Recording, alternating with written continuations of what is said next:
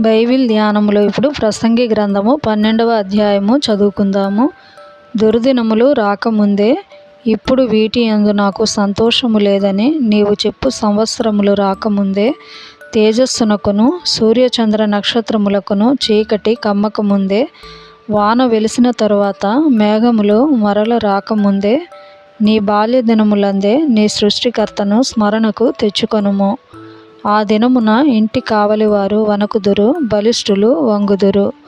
విసరువారు కొద్దిమంది అగుట చేత పని చాలించుకొందురు. కిటికీలలో గుండా చూచువారు కానలేకయుందురు.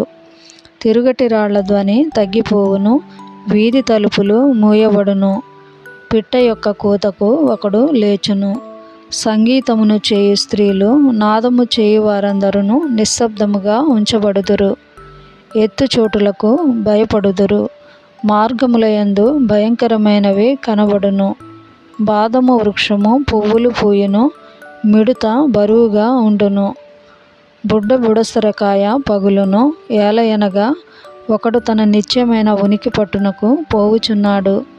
వాని నిమిత్తము ప్రలాపించువారు వీధులలో తిరుగుదురు. వెండి త్రాడు విడిపోవును, బంగారు గిన్నె పగిలిపోవును. దార యొద్ద కుండ పగిలిపోవును, బావి యొద్ద చక్రము పడిపోవును. మన్నైనది వెనుకటి వలనే మరల భూమికి చేరును. ఆత్మ దాని దయచేసిన దేవుని యొద్దకు మరల పోవును. సమస్తము వ్యర్థమని ప్రసంగి చెప్పుచున్నాడు. సమస్తము వ్యర్థము. ప్రసంగి జ్ఞానియయుండెను. అతడు జనులకు జ్ఞానము బోధించెను. అతడు ఆలోచించి సంగతులు పరిశీలించి అనేక సామెతలను అనుక్రమపరచెను. ప్రసంగి ఇంపైన మాటలు చెప్పుటకు పూనుకొనెను. సత్యమును గూర్చిన మాటలు యథార్థ భావముతో రాయుటకు పూనుకొనెను. జ్ఞానులు చెప్పు మాటలు ములుకోలల వలెను చక్కగా కూర్చబడి బిగగొట్టబడిన మేకుల వలెను ఉన్నవి. అవి ఒక్క కాపరి వలన అంగీకరింపబడినట్టున్నవి. ఇదియుగాక నా కుమారుడా, హితోపదేశములు వినుము. పుస్తకములు అధికముగా రచింపబడును, దానికి అంతము లేదు. విస్తారముగా విద్యాభ్యాసము చేయుట దేహమునకు ఆయాసకరము. ఇదంతయు వినిన తరువాత తేలిన ఫలితార్థమిదే.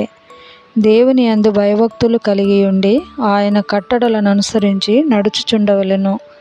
మానవ కోటికి ఇదియే విధి. గూఢమైన ప్రతి అంశమును గూర్చి దేవుడు విమర్శ చేయునప్పుడు ఆయన ప్రతిక్రియను, అది మంచిదే గాని చెడ్డదే గాని తీర్పులోనికి తెచ్చును.